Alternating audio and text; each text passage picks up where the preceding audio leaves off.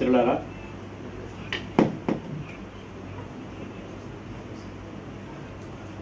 అనేక నిర్బంధాల మధ్య అనేక ఆలోచన సంఘర్షణలతోటి ఈ సమావేశాన్ని తెలంగాణ రావడానికి ప్రధానంగా పనిచేసిన ఉస్మానియా కాకతీయ యూనివర్సిటీలో జరుపుకోవడం అనేది,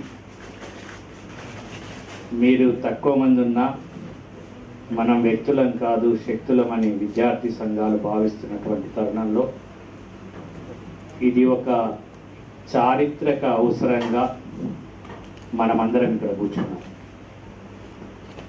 ఈ చారిత్రక అవసరాన్ని మనం తలకెత్తుకోకపోతే ఇంకెవరు తలకెత్తుకుంటారు అనేది ఒక పెద్ద ప్రశ్న. ఎందుకంటే నిర్బంధం అసలు సమావేశమే శాంతి సమావేశమే పెట్టుకోవద్దు అని చెప్తున్నటువంటి తరుణం ఇది. మరి శాంతి సమావేశాన్ని కూడా పెట్టుకోవద్దంటే ఇంకేం సమావేశాలు పెట్టుకోవాలో మాకు అర్థం కావట్లేదు. ఎంఎఫ్ గోపీనాథ్ గారు, ప్రొఫెసర్ హరగోపాల్ గారు రాహుల్ గాంధీని కలిసి ఈ విషయాన్ని వారి ముందుకు తీసుకురావడం జరిగింది. ప్రొఫెసర్ హరగోపాల్ సార్ రాహుల్ గాంధీని లాస్ట్ వీక్ కలిసినప్పుడు మేము చెప్తే వింటారా బీజేపీ వాళ్ళని ఒక ప్రశ్నని రాహుల్ గాంధీ వారితో ఎంఎఫ్ గోపీనాథ్తో మాట్లాడడం జరిగింది. ఎంఎఫ్ గోపీనాథ్ గారు మరి హరగోపాల్ గారు ఇద్దరు కూడా చెప్పారు, మీ స్టాండ్ చెప్పండి, what is your stand in public domain, ప్రజాక్షేత్రంలో మేము చెప్పుకోవడానికి వీలవుతుంది. మీ స్టాండ్ చెప్తే అది వీలవుద్దా కాదా, ఆపరేషన్ శాంతి చర్చలకు పిలుస్తారా పిలవరా అనేది next. Me Congress party a stand తీసుకుంటుంది అని అడగడం జరిగింది. మొన్నటికి మొన్న మహేష్ కుమార్ గౌడ్ గారు మన మీటింగ్కి, స్టేట్ మీటింగ్కి రావడం జరిగింది. అక్కడ వారి రాకతో అందరూ కూడా ఈరోజు ఇట్లాంటి వాళ్ళందరూ మనకు సహకారం చేయడానికి ఎమ్మెల్యే లాంటి వాళ్ళు మనకు అవకాశం దొరికింది. అసలు ఏం జరుగుతుంది అంటే, సరే మినరల్స్ గురించి, ఖనిజాల గురించి, వాటి గురించి వీళ్ళంతా చేస్తున్నారనే విషయం అందరికీ తెలిసిపోయింది. ఇది ఈ యుద్ధం ఎందుకు జరుగుతుందో తెలిసిపోయింది. ఇప్పుడు మనం చేయాల్సింది ఏంటి? శాంతి చర్చలు విద్యార్థుల బాధ్యత. ఓన్లీ ఆ పాయింట్ మీదనే మనం ఒక 4 నిమిషాలు మాట్లాడుతున్నాం, నాట్ మోర్ దెన్ 4 minutes. విద్యార్థి సంఘంగా నేటి విద్యార్థుల సంఘాలు హైదరాబాద్ సెంట్రల్ యూనివర్సిటీలో చేసినటువంటి మొన్నటికి మొన్న ఒక ఉద్యమాన్ని మనం ముందు పెట్టుకోవాలి. ఈ మధ్య కాలంలో ఏం ఉద్యమాలు జరిగినాయి అని అడుగుతుంటారు కదా మనం దాన్ని ముందు పెట్టుకోవాలి. జో డర్ గయా హై సమజో మర్ గయా హై. నేనేం తెచ్చగొట్టడం లేదు, ఒక బాధ్యతను మాత్రమే గుర్తు చేస్తున్నాను. విద్యార్థులు ఈ విషయాన్ని తలకెత్తుకోవాల్సిన అవసరం ఏంటి? శాంతి చర్చలకి, మావోయిస్టులకి, ఆదివాసులకి, బీజేపీ ప్రభుత్వానికి, విద్యార్థి సంఘాలకున్న సంబంధం ఏంటి? సంబంధం ఉంది. రాబోయే భవిష్యత్తును నిర్మించుకునే క్రమంలో, భారత రాజ్యాంగాన్ని అర్థం చేసుకునే క్రమంలో శాంతి చర్చలను మనం కోరుకుంటున్నాం. అట్లా సంబంధం ఉంది. ఇంకో విధంగా ఏం సంబంధం ఉంది? రాబోయే చరిత్రలో మనము కాబోయే వాళ్ళం కాబట్టి, ఈ వ్యవస్థను మనం భరించాలి కాబట్టి, ఈ వ్యవస్థను గనక మనం ప్రశ్నించకుండా ఉంటే ఖచ్చితంగా ఫ్రెంచ్ కవితలాగా వాళ్ళు మనల్ని కూడా వచ్చి కాల్చి పారేస్తారు. యూనివర్సిటీలలో కూడా బయలుదేరుతారు. ఆపరేషన్ కగార్ తర్వాత నెక్స్ట్ ఇంకొక అగార్ వస్తుంది. ఆ అగార్ ఏంటిదంటే, బీజేపీ వాళ్ళకి ఎవరు వ్యతిరేకం మాట్లాడితే వాళ్ళని కాల్చేది, భయపెట్టిస్తారు. భయం ఒక భయానక వాతావరణాన్ని సృష్టించడానికి ఈ మారణకాండ కొనసాగుతుంది. ఈ భయానక వాతావరణం కొనసాగితే మానవ హక్కులకి, భారత రాజ్యాంగానికే ప్రమాదం ఏర్పాటు చేసుకొని తమ పనిని తాము కొనసాగించుకోవడానికి వాళ్ళు చేసే ప్రయత్నంలో భాగం ఇది. కాబట్టి దీన్ని మనం ప్రశ్నించకుండా ఉంటే మనకే ప్రమాదము, మన ఉనికికే ప్రమాదము, ప్రశ్నకి ప్రమాదం, ప్రశ్నకి ప్రమాదం. మరి ప్రశ్నకి ప్రమాదం జరుగుతున్నప్పుడు అన్ని పార్టీల వాళ్ళు రావాలి కదా, మరి రాజకీయ పార్టీలు చెప్పుకుంటున్న వాళ్ళు రావాలి కదా. దురదృష్టమో అదృష్టమో మొన్నటికి మొన్న ఎలకతుర్తిలో జరిగిన సమావేశంలో రాద్దామా, చెప్దామా, శాంతి చర్చలు చేద్దామా, మేము ఉత్తరం రాయాలనా అనే ఒక ప్రశ్నని బహిరంగ సభలో అందరికీ వినిపించేటట్టు చెప్పింది. మరి ఆ ఉత్తరం ఏది అని నేను ప్రశ్నిస్తున్నాను.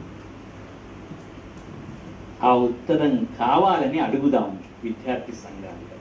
మీరు చెప్పింది కదా, మన ఒలికతుర్తికి వచ్చింది కదా, ఉత్తరం రాస్తా అన్నారు కదా, మేము అనలే కదా మిమ్మల్ని రాయమని. ఆ ఉత్తరం కొరకు మనం ప్రశ్న వేద్దాం విద్యార్థి సంఘాలుగా. ఆ ఉత్తరం కొరకు ప్రతిపక్షాలకి ఒక ప్రశ్న వేద్దాం. రెండవది, మహేష్ కుమార్ గౌడ్ వచ్చిండ్రు, నాయని రాజేందర్ రెడ్డి గారు వచ్చిండ్రు, మంచిదే, మేము ఆహ్వానిస్తున్నాం. ఎందుకంటే భారత్ జోడో యాత్రలో నేను కూడా రాహుల్ గాంధీని కలిశాను, ఎంఎఫ్ గోపీనాథ్తో కలిసి. అప్పుడు మాకు ఒక మాట ఇచ్చింది. అప్పుడు ఎంఎఫ్ గోపీనాథ్ని నేను ఒక టీం మెంబర్గా నేను వెళ్ళినప్పుడు ఎంఎఫ్ గోపీనాథ్ గారు, నేను ఇంకా ఇద్దరు ముగ్గురం కలిసినప్పుడు రాహుల్ గాంధీ గారిని రేవంత్ రెడ్డి గారికి పరిచయం చేశారు భారత్ జోడో యాత్ర. ఆయన పరిచయం చేసే సందర్భం వేరుండే. ఆయన పరిచయం చేయాలంటే ఎంఎఫ్ గోపీనాథ్ గారిని చాలా ఈజీగా పరిచయం చేస్తూ ఉంటారు. ఏమంటారంటే, మీ అందరికీ తెలుసు ఆ విషయం, కొండపల్లి సీతారామయ్య గారు బయటికి రావడానికి ప్రధాన కారణమని పరిచయం చేస్తూ ఉంటారు. అదే పరిచయం చేస్తే రాహుల్ గాంధీ గారు ఉన్న ఒక మాట నవ్వి స్టాలిన్ గురించి ఒక జోక్ చెప్పేసి, మేము మావోయిస్టుల గురించి ఆయనకున్నటువంటి అభిప్రాయాన్ని, నక్సలైట్లకు వైపు ఆయనకున్న అభిప్రాయాన్ని, ఒక అభిప్రాయాన్ని ఆయన వెలువచ్చింది. మేము అడిగాం, ఏదైతేనేం ప్రశ్నలు ఉన్నాయి కదా, ప్రశ్నలకు జవాబు చెప్పడానికి మీ ప్రభుత్వం సిద్ధంగా ఉంటుందా? మేము జై కొడతాం, అక్కడ నియంతృత్వం ఉంది కాబట్టి ఇక్కడ జై కొడతాం, కానీ పార్టీలో చేరేది ఏం ఉండదు అంటే ఖచ్చితంగా ప్రశ్నలను ఎదుర్కొంటాం, ప్రశ్నలకి జవాబు చెప్తామని ఆయన మాకు హామీ ఇచ్చారు. ఆ హామీ మేరకే మనం ఇప్పుడు శాంతి చర్చలకు ఇక్కడ ఈ రాష్ట్ర ప్రభుత్వం ఎందుకు పిలవదు అని విద్యార్థి సంఘాలుగా మనం ప్రశ్న మొదలుపెట్టాం. The state can ask the state is empowered to talk as the law and order situation. The law and order situation is in the list of state. మనకున్నటువంటి భారత రాజ్యాంగంలోని 3 లిస్టులో శాంతి భద్రతల విషయం ఉంది. అంతేకాకుండా సామాజిక దృక్పథంతో ఆ రోజు జరిపిన శాంతి చర్చలను దృష్టిలో పెట్టుకొని మీరు పిలవండి, ఇక్కడ పిలవండి, చూద్దాం. కానీ నేను ఆ స్కూల్లో చదువుకున్నా, నేను ఈ స్కూల్లో చదువుకున్నా, నేను నౌకరీ చేస్తున్నా అంటే నడవదిగా. నువ్వు ఏ స్కూల్లోనైనా నడుచుకో, కానీ ఇప్పుడున్న నౌకరే గొప్ప, స్కూళ్ళతో సంబంధం లేదు. మనకు తెలిసిపోతూనే ఉన్నాయి, నేను ఆ స్కూల్లో చదువుకున్నా, నేను ఈ కాలేజీలో చదువుకున్నా, నేను ఇప్పుడు నౌకరీ చేస్తున్నా అంటే తెలుస్తుంది ఇంటర్నల్గా. కానీ మనం ఒక డిమాండ్ పెట్టాలి విద్యార్థి సంఘాలు, మన పాత్ర రాష్ట్ర ప్రభుత్వం. ఆ రోజు శాంతి చర్చలు జరిగినాయి కదా, ఇక్కడ కూడా స్టార్ట్ చేయాలి. You take an initiation to start. ఎందుకంటే ఆపరేషన్ కగార్లో కానీ ఇంకేగా అగార్లో కానీ ఖచ్చితంగా మన రాష్ట్ర పాత్ర కూడా ఉంది. రాష్ట్రం వాళ్ళ ఇన్ఫర్మేషన్ ఇవ్వకపోతే, రాష్ట్రం దగ్గర ఉన్న రికార్డ్స్ లేకపోతే గుర్తుపట్టడమే కష్టం శవాన్ని. ఎందుకంటే ఆల్మోస్ట్ అలా ఉద్యమంలోకి వెళ్ళిన వాళ్ళు అందరూ కూడా ముఖ్యంగా మన రాష్ట్రం వాళ్ళే. కాబట్టి ఇక్కడి నుంచి గట్టిగా శాంతి చర్చల గురించి ఒక గట్టి పిడికిలి బిగించి అడగడం మొదలుపెడుతుంది. ఊరికి ఇక్కడున్న ఊర్లే ఏడుస్తున్నాయి, ఎక్కడో శవాలు, ఇక్కడ ఉన్న ఊర్లు ఏడుస్తున్నాయి. నేను అందుకోసమే ఈరోజు ఒక మాట రాసుకున్నా. ఆ మాటలో అంటే ఇంతకుముందు కూడా నేను అఫీషియల్ కమిటీలో కూడా రాశాను మా దాని గురించి. ముఖ్యంగా ఇది నేను ఇక్కడ కోరుకునేది ఏంటంటే, ఎర్రని పూలతో శాంతి చర్చలు జరగాలి. ఎర్రని పూలతో శాంతి చర్చలు జరగాలి. జనారణ్యంలోని దండకారణ్యంలో నుంచి లేదా అరణ్యంలో నుంచి జనారణ్యంలోకి వస్తూ ఆ ఎర్రటి చొక్కాలపై తెల్లని చొక్కాలు వేసుకొని ఆ పావురాలు పైకెగురుతున్నాయి. ఆ ఎర్రటి చొక్కాలు తెల్లటి చొక్కాలను వేసుకొని ఆ పావురాలు శాంతి చర్చల వైపు పైకెగురుతున్నాయి.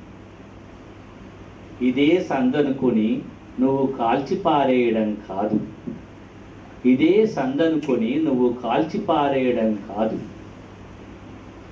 ఆ తెల్లని చొక్కాలను చించి ఆ తూటాలతో ఆ తెల్లని చొక్కాలను చీల్చి మళ్ళీ రక్తపు టేరులు పాల్చి మాకు శవాలను కూడా పంపకుండా ఆ దయనీయంగా దహనం చేస్తున్నాం. దయనీయంగా దహనం చేస్తున్నాం.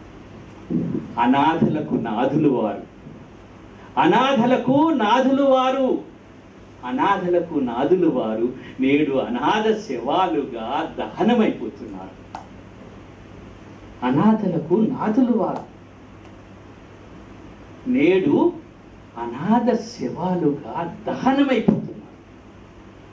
ఎంతటి దయనీయ పరిస్థితి! రాజ్యాంగం చెప్పిందా? లేదే.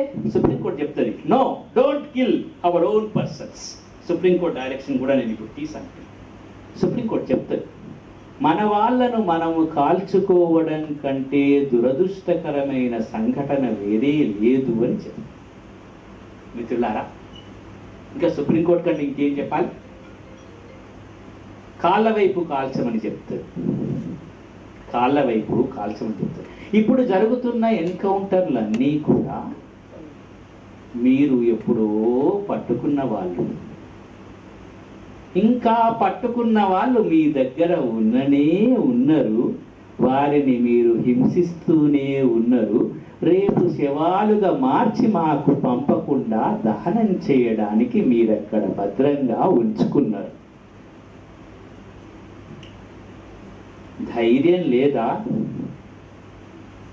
భారత సైన్యాన్ని సైతం సవాలు చేసే అంత ధైర్యం ఉన్నప్పుడు వేరే దేశంతో మీరు పోరాడగల ధైర్య సాహసాలుంటే పిచ్చుకలపై బ్రహ్మాస్త్రాల? అంటే మేము పిచ్చుకలము కాదు, మేము బ్రహ్మాస్త్రాలని మీరు చెప్పదలుచుకున్నారా? అయితే కానివ్వండి, కానీ భారతదేశ పౌరులం కాదా? ఈ దేశ బిడ్డలం కాదా? మీరు చంపిన ప్రతి శవానికి మా ఓట్ల తూటాలతో మీకు జవాబు చెబుతాం. మీరు చంపిన ప్రతి శవానికి మా ఓట్ల తూటాలతో మేము జవాబు చెబుతాం. మా రాజ్యాంగపు తుపాకులతో మిమ్మల్ని కాల్చి పారేస్తాం. మా రాజ్యాంగపు తుపాకులతో మిమ్మల్ని కాల్చి పారేస్తాం. మా రాజ్యాంగం మాకొక తుపాకీ, మా ఓటు ఒక తూట. మా రాజ్యాంగం మాకొక తుపాకీ, మా ఓటు ఒక తూట. ఒక శవానికి 1000 తూట్లు పొడుస్తాం, ఒక శవానికి 1000 తూట్లు పొడుస్తాం. ఆ ఎర్రని పావురాల రక్తం మా ఓటుపై పడి ఎరుపెక్కుతున్నది. ఆ ఎర్రని రక్తం మా ఓటుపై పడి ఎరుపెక్కుతున్నది. ఆ ఎరుపెక్కిన ఓటుని మెరుపులా మీపై సంధిస్తాం. ఆ ఎరుపెక్కిన ఓటుని మెరుపులా మీపై సంధిస్తాం. అది మా విద్యార్థి సంఘాలు చేసి చూపిస్తాయని ఖబర్దార్ అని ఖగారుకు చెబుతున్నాం. ఖబర్దార్ అని ఖగారుకు చెబుతున్నాం. అది ఈరోజు మన విద్యార్థులు చేయాల్సింది. ఓటు తూటాలను తయారు చేద్దాం. రాజ్యాంగపు తుపాకీతో బయలుదేరుదాం. రాహుల్ గాంధీ గారు ఒక చేత్తో రాజ్యాంగం పట్టుకోవడం కాదు, మరొక చేత్తో శాంతి చర్చలు పిలవడం. నీ చేతిలో రాజ్యాంగం కాదు, నీ చేతిలో రాజ్యాంగం కాదు, మా శాంతి చర్చలకు మరొక చేతితో పిడికిలి బిగించాల్సిందే రాహుల్జీ అని చెబుతూ మిత్రులారా, ఓటు తూటాలను తయారు చేయడానికి, రాజ్యాంగపు తుపాకులను తయారు చేసుకోవడానికి సన్నద్ధమవుదామని చెబుతూ నాకు ఈ అవకాశం ఇచ్చింది. అందరికీ కృతజ్ఞతలు.